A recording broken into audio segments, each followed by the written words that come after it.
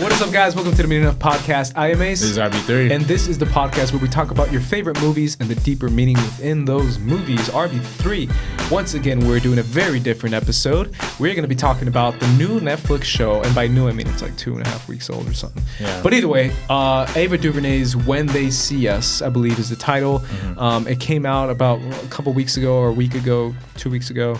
Yeah. Either way, it is one of the best things I've ever seen on Netflix. Wow.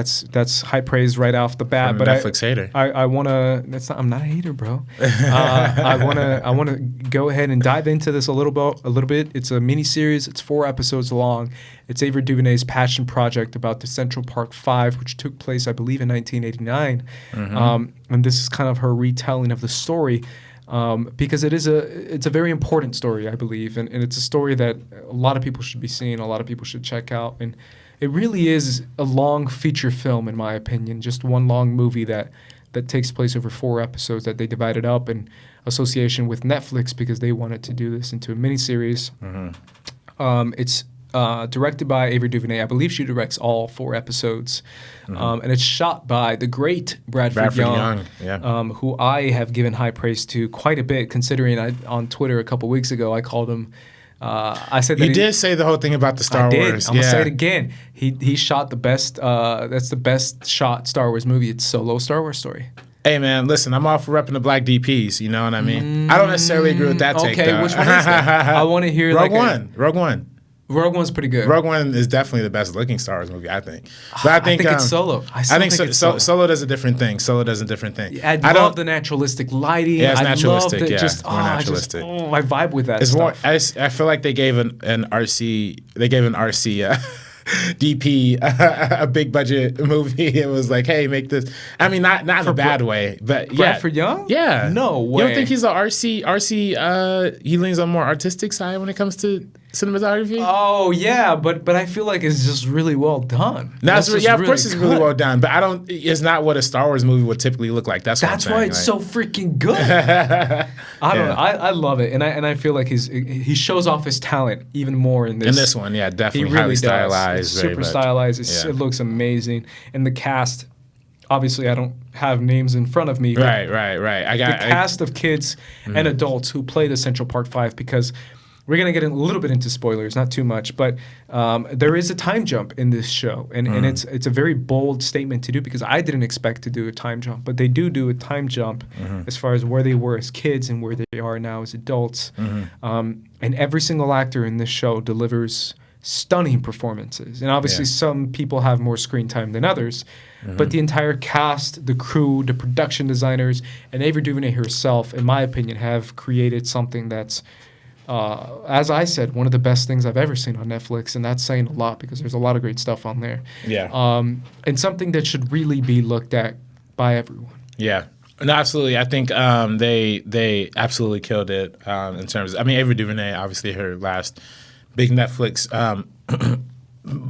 picture was the one she did about 13th. It was 13th. That's right. Which was an Oscar-nominated documentary. And she has like I don't know if it's a contract or a relationship with Netflix. Yeah. But I think when going into this, when they see us, I made the assumption that it was going to be a docuseries. I thought, or not like a documentary series. But there is a documentary, right? There's a number of documentaries about it.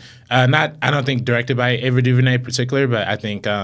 I went into it assuming that because she had done the 13th documentary that she was going to be doing this as a documentary, but it was nice seeing like a fictionalized version of it because I think more people connect to dramatization over like direct documentary kind of stuff, and I think it was also intended originally to be one movie, to be a single feature, but then she got so much information and details about the story. If I'm not mistaken, the entire second episode is completely based on the transcripts of the court documents themselves. So it wasn't even like, if I'm not mistaken, it was less of a script and more of a representation of the transcript. Yeah, a reenactment. Yeah.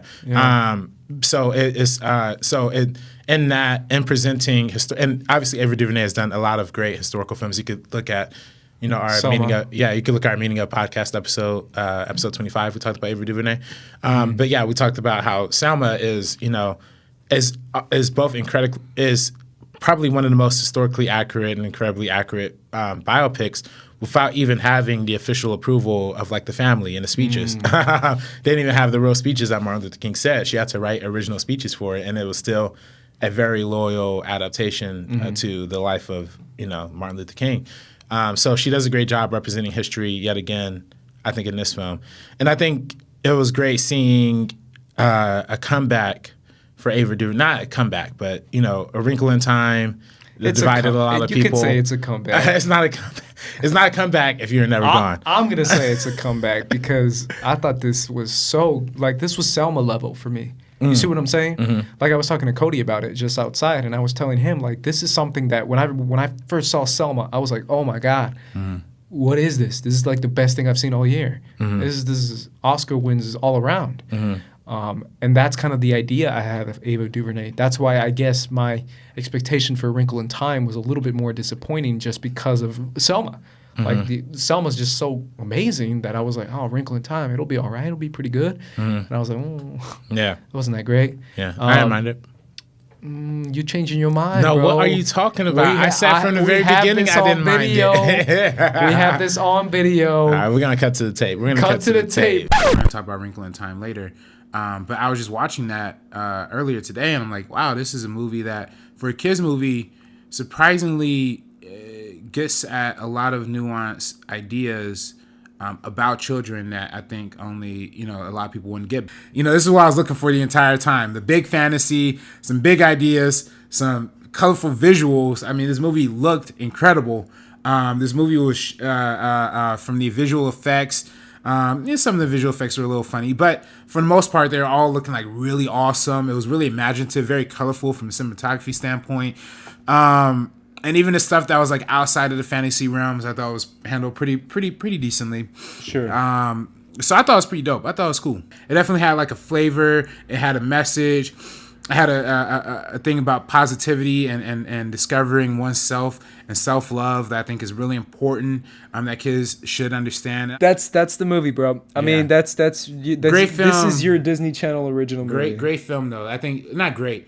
Good movie. I think. Either way. This is to me on Selma level. Yeah. I haven't been moved by something on TV or movie wise this much in I guess since Selma. Like that's how good this was. I think the biggest selling point of this is just like you said, there's accurate storytelling, there's factual storytelling in a documentary feature type situation, but then there's emotional storytelling that can really be delivered by an actor and by a crew and by a team of people who are making a dramatization of actual events. And I feel like nothing can really top that narrative structure to deliver an emotional punch quite like this style of a drama, because the performances that we get from these actors tell you stories within their eyes, within their emotions, within their feelings, their thoughts, their situations that they're caught up in that we probably couldn't get with retellings and personal one-on-one interviews in a documentary. Even though you could see a lot of footage, but seeing an actual guy stuck in a prison cell and having to deal with the environment of a prison community that sees him as a rapist and that sees him as a monster is just something that is just so difficult to comprehend that you can only comprehend it by seeing it in a narrative structure, in a dramatization type of way. I don't know if you agree with that. No, I definitely agree with that. And I think that, of course, Ava DuVernay has a lot of experience in both documentaries and narrative features when it comes to... That's right. She did a lot of TV documentaries for BET and TV One, talking about female hip hop. I remember that one coming out very early on in her career.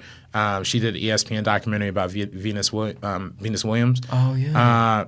So she has a lot of experience making those documentaries. But I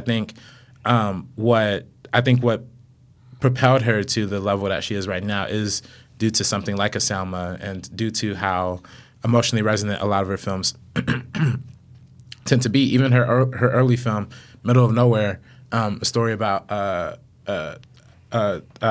working nurse whose husband is in prison, and she's kind of dealing with the outside life like on her own. It had a very emotional, heartfelt kind of thing to it, and I think that's what and even that film. won the Sundance Film Festival award for directing for her. So she's good at telling these like raw, emotional, powerful stories about prison, about the consequences of prison, what prison does to people and the people inside and outside of these prisons. So that's why a movie like Middle of Nowhere, that's why a movie like 13th, that's why a movie like, or why a show like Why They See Us resonates so much. She's so good at tapping into the heart and the struggles that come with incarceration in this country. Yeah, it's. I mean, dude, I'm telling you, as someone who's just finished this last night, I'm telling you right now that final episode is something to behold. Like for real. It's basically an hour and a half, which is basically 90-minute feature film length, but it just delivers so many different strikes and punches. And just when you think that you get the point, you don't, because you see different elements and different wrinkles that the story starts to add. And as someone who's not as familiar, if I'm being completely honest, with the story of the Central Park Five, there's certain moments in history that just kind of I just didn't grow up around it, and this was one of them. I know obviously I know the story. I just don't know all the details to it, like some people do. Right. This similar to OJ. I didn't follow the OJ trial. I was like 2 or 1.5 or 2 years old when the OJ stuff was going on. And this, obviously, I wasn't even born yet when this stuff was going on. But there's certain things in trials and stuff like that I just didn't follow. Yeah, it's good having that extra. Even though OJ was more of a satire of but I'm saying like, even the OJ documentary. It gave even the people, because I saw that. The ESPN documentary. Yeah, that one.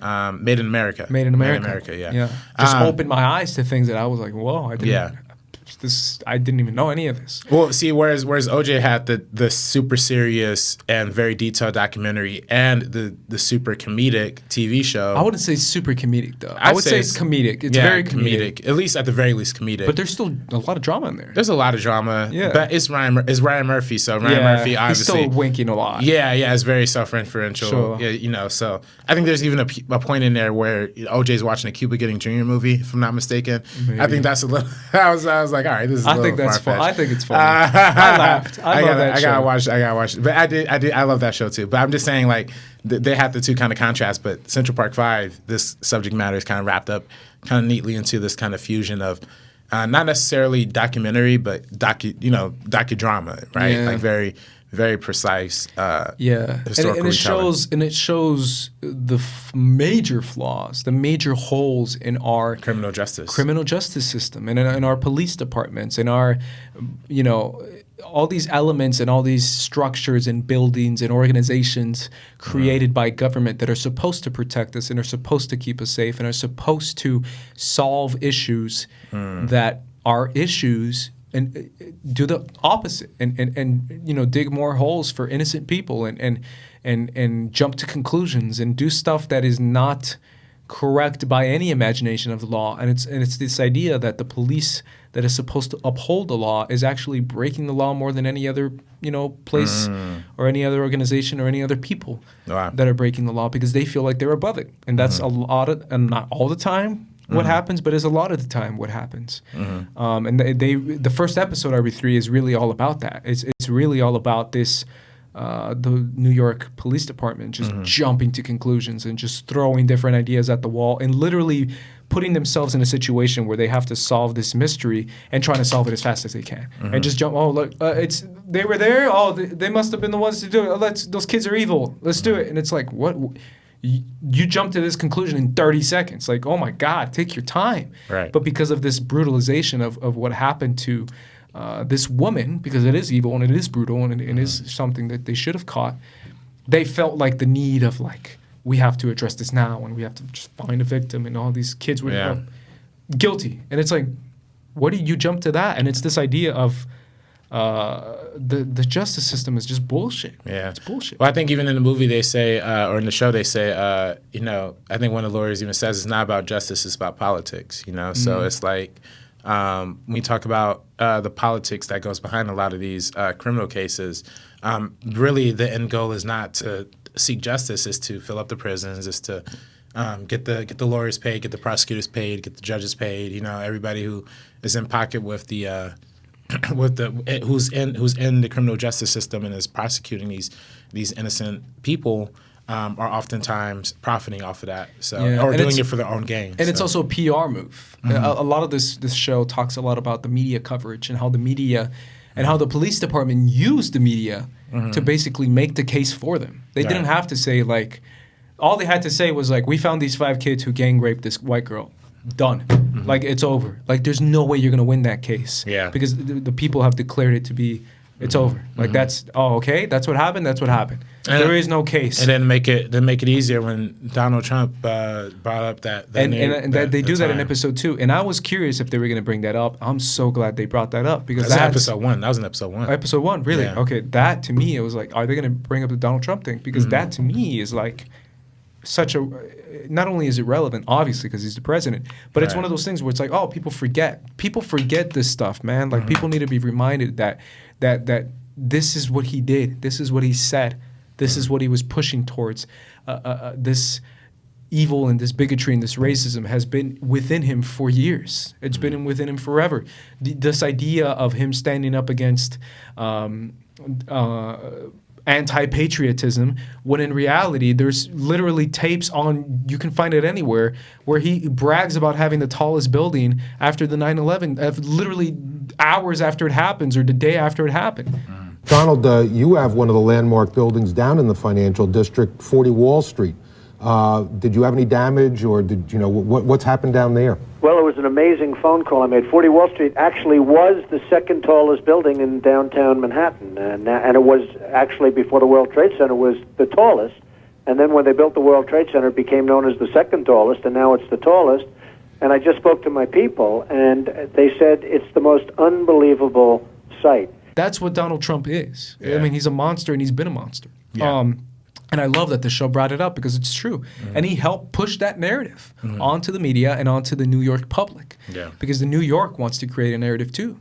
So I think that's a huge part of it. And you see that between episode 1 and episode 2. Right. So. Right. And I think even I think one of the more powerful things in the show, we talk about the time jump that happens in episode 3 and how I kind of talked about how it represents life outside of prison, or the life that prisoners experience, inside the pen and outside the pen, and the people who are affected by that. The episode 3 really kind of dived into that and addressed that, and I think that episode goes to show the repercussions of the irresponsibility of the people in the media, the people in the criminal justice system, and all that stuff. So yeah, that episode's great, man. Because episode 3, I believe it's the Latino homie, right? Yeah, I forget. Yeah, I forget his name. Raymond.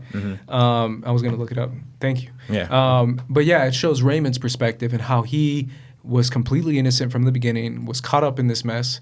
He goes to prison, comes out, and he's desperately trying to revive his life and revive his career, essentially. Trying to move on and trying to find a girlfriend, trying to find a job, trying to find things that are he's unable to get because he was incarcerated and because he's now a level 3 sex offender. And this idea of having that scar on you that everyone knows about, even though you didn't even do it. I love that scene where the Dominican stepmom is like yelling at him and calls him a rapist. And he's like, don't call me a rape. And he gets pissed. And he's like, I don't even, like, he even says, like, I don't even know women. Like, I've never even touched a freaking girl. Like, I love when he says that, because he's like, bro, like, I'm so innocent that, like, I don't even know what that even feels like, because I've been in freaking prison this whole time. So don't call me a rapist. I love that scene, because I was like, yeah, this idea of masculinity being hand in hand with this show. And I don't know if you find out, and you find out a little bit more in episode 4, RB3, but I was talking to Cody about it, and it's this idea of masculinity being pulled down and being destroyed because these guys don't even have a chance to be men, because they were boys when they were accused of being rapists. Imagine being 15, 16 years old and being accused of rape when people think you're this monster, and you've never even had a girlfriend. You've never even kissed a girl. Like that's destroying the elements of being a man and bringing it down to a form where you're a monster before you're even a man. Like that to me is just a big part of it. And then you see that in episode 4 too, because this mass incarceration of black men who are just, put in this situation where they're chained up and they're unable to express their feelings and express their emotions and express their I keep saying masculinity, but masculinity in a positive way, in a protective way. They're doing it in a violent way and in a protective of themselves and the things they have to do to survive in prison. That's a big. I love that Ava DuVernay, and I talked to Cody like this idea that Ava DuVernay is able to tackle the subject of masculinity, and she herself is a woman, and she does it perfectly, because it's like this unfair weight that you feel that the Central Park felt. Yeah, no, and I think that's very much like what her intent is. I mean, she's very good at capturing that. Even in something like Selma, which is a biopic about Martin Luther King, True. But it very much shows like how some of his how great he is as a person, but how flawed he was as a person too, and at points. And I think that when we go to looking at representations of black men and prisoners in general in the media, it's usually like a demonizing kind of portrayal. Oh, these guys are worthless. Oh, these guys are nothing. What's the point of even having them in our society? And then there's even that scene in episode 3 where he's literally applying for a job. He's like, okay, if you check the box, if you have a felony, then you can't have then you can't work next to another felon. If you check the box saying you're a sex offender, that means you can't work near children. And he's like, damn, who's gonna hire me? And his whatever you could pick up. And that's society leaves no resources for people who were incarcerated, and that's why it's such a tragedy what happened to these guys. Yeah. And I also think that it also goes to show how when driven to push these narratives of who's innocent, who's guilty, the court of public opinion versus the court of actual justice, this movie does show how a lot of people in the community still believed in the boys even after, because the whole story in and of itself was ridiculous. I mean, none of the evidence matched up. There was no DNA to prove that they were even there. Everybody was in different parts of the park when it happened, so it really made no sense. So to people who were paying enough attention, they would have understood the innocence of these guys. But because it was just such a heavy push and such a speedy thing to get that done, Yeah, and I think they do a good job of that. I believe the court case is episode 2. Episode 2, yeah. In episode 2, where literally all the lawyers are bringing all the facts, the freaking. The first lawyer, the second lawyer, the Latino lawyer, they're all bringing all facts. They didn't do it. They weren't there. This isn't their blood. Right. Look, we have all this evidence. Also to the coercing of the police, too. The coercing of the police. In episode 1 is so well done because you're like, yeah. They're torturing these guys. They're torturing these kids, and they're telling them, you have to sign this, otherwise you're never going to leave this. Like if you want to go home, you want to go home? Sign it. Right. Like what are you going to do if not sign it? Right. But it's also... in that scene of the court case where these lawyers are bringing all facts, and all of a sudden, all she has to say is like, look at her. It's over. Like, that's all she has to say. Like, she was beat, she was raped. Look, these guys did it. So, like, she doesn't even have to prove it. She just has to show the victim and say, look, this is evil, right? That's awful, right? They did it. I'm telling you they did it because I believe they did. It's like, it doesn't even matter what the facts is anymore. It's just what you believe. Oh, well, I believe they did it. Right. It doesn't matter. Like, that's the narrative they create because it's all about creating narratives. Right. Salute to Felicity Huffman for playing the bad guy in this. Which one? She was the Linda lady. Oh, no way. Was she the prosecutor? The prosecutor, and that freaking police detective is pure evil. No, she was the detective, I think. Oh, the detective. And then the prosecutor was the lady who was showing a lot of doubt towards the case.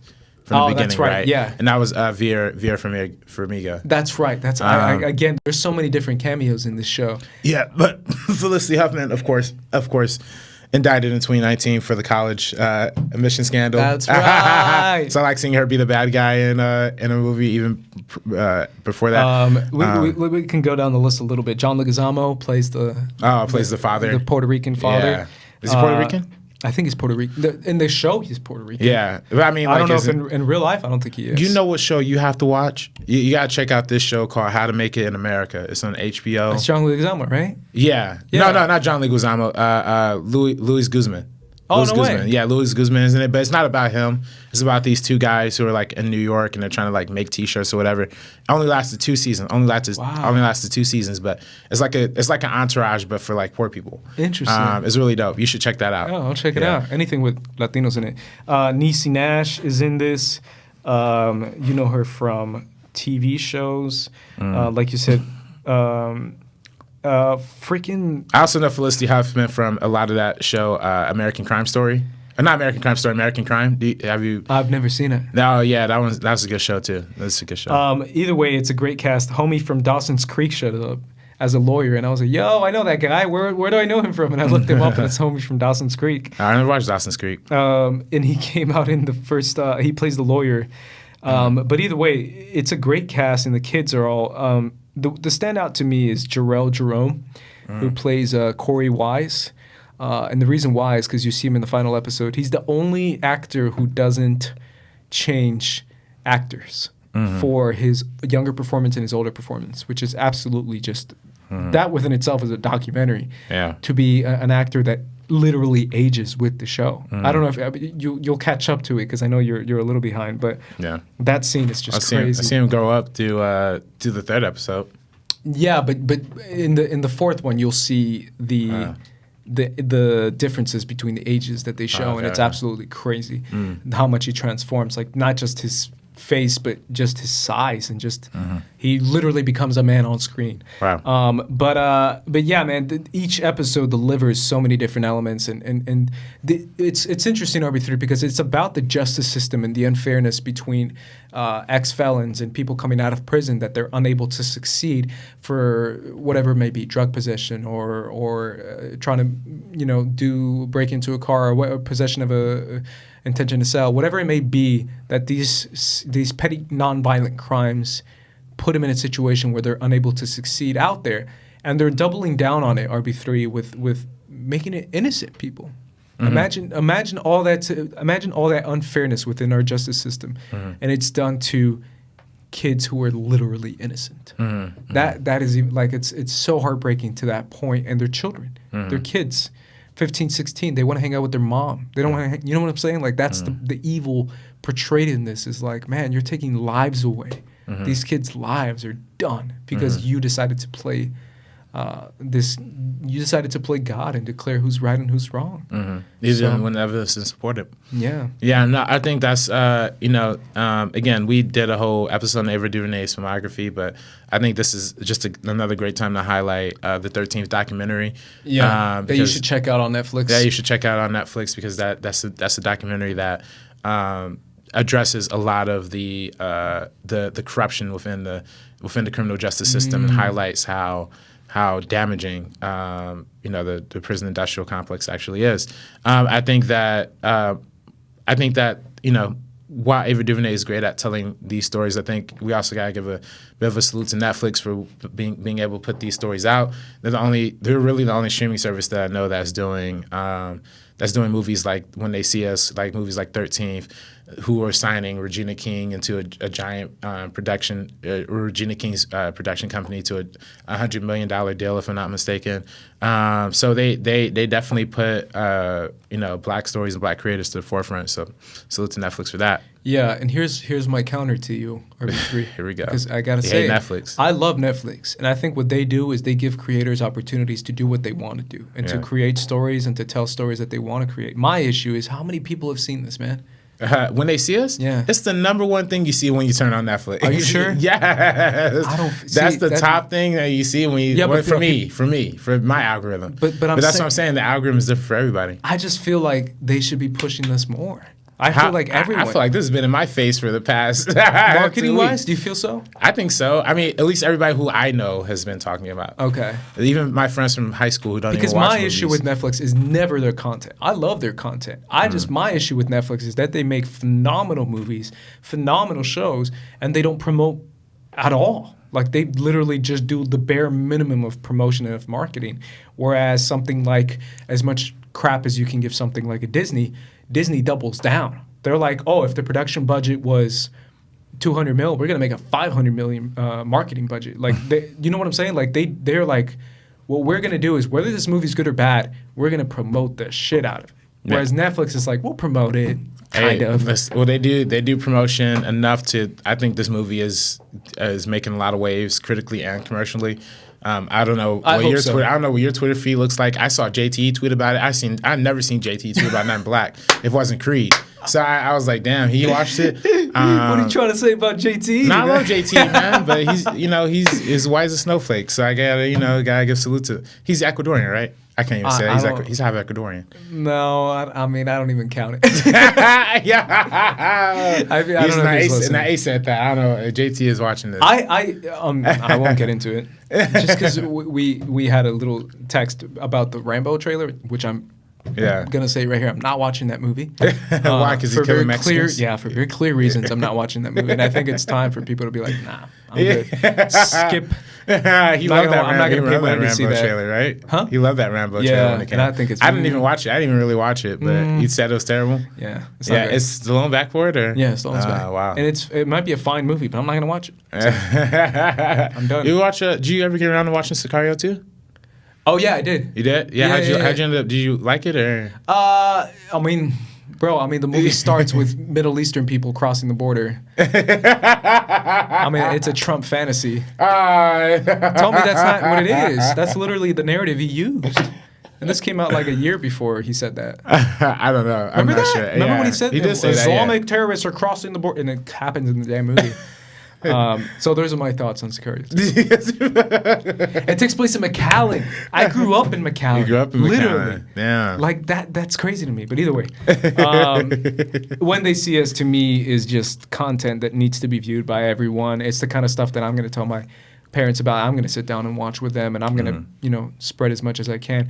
You know what I'm saying? Like I feel like Twitter is more of a promotion angle than. Well, I think Twitter is where I've seen. I think Twitter is where I've seen it most. But it's not Netflix. There's other homies watching this show. It should be Netflix. Ava's good at tweeting her own stuff out too. Yeah, but I feel like Netflix should be like, this is something that I think when it comes to Emmy consideration that's time, what I'm saying. I think that's when you're going to see a big push for that. Yeah, because Emmy, I feel like Emmy, they're going to give it to like Big Little Lies and like Big Little Lies compared to this. Yeah, I was going to say I don't think Big Little Lies is like on the same level. But that's what I'm saying. A lot of people would put it on the same level. Well, I never seen. I can't even. I haven't seen Big Little Lies, so I can't even see. I can't even say if it's I watch that how good is all it? the time. But Meryl Streep's in the second one, right? Yeah. Second season, did that come out yet? She just came out. Yeah, her first episode, and already people are like, give her the Emmy, and it's like. Really? Damn. She's great, but can we do something different? Can we do something that's much better? Black Mirror dropped too, right? Yeah. I'm good. Yeah, no, Black Mirror wasn't good this season? No, it just... No? Oh, man. Yeah. Yikes. I talked to my roommate about it. My roommate, who is the first person to ever tell me about this show, and I told you about this show. You told me about this show, and he literally, we sat down and we were like, we're good. We're good? Let's see. Was it just the previews or did you watch the whole thing? Yeah, it's just not...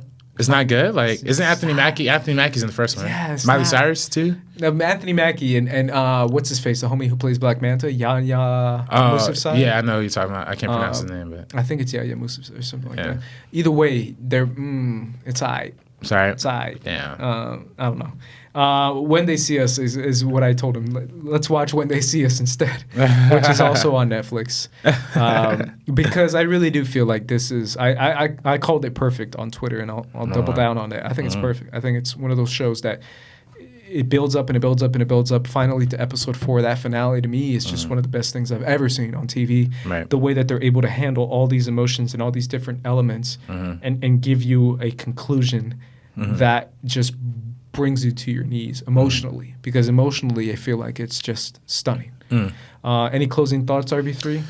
No closing thoughts for me. I mean, I still have to peep the 4th episode in the time of this recording, but I'm sure Text after... me. I want to hear your thoughts. Yeah, and absolutely. tweet it out, too, if you want to. Yeah, I don't really... I gotta get you on don't have Twitter. to tweet it out. Yeah, Fine. yeah. You're like, get on Twitter. I'm going to promote this. Nah. Come on, man. Use that Twitter. What are you talking about? I tweet every episode. I haven't tweeted movie reviews in a minute. But I'm excited for seeing the rest of the series. Oh, Bring the House Down? Is that what it's called? That's another good movie. Oh yeah, on Netflix about AOC. AOC and other people. Justice Democrats. Yeah, Justice like Democrats. Yeah. They did a good documentary on that front too. Yeah. Netflix promotes a lot of. You told me you don't like this show. Which one? The Patriot Act with Hassan Minaj. Oh, I like him, but I think it. he's a little too down the middle for me. Really? I think he's also, great. I think he had a hip hop episode. I was like, oh, dude, you're from the '90s. But it's real though.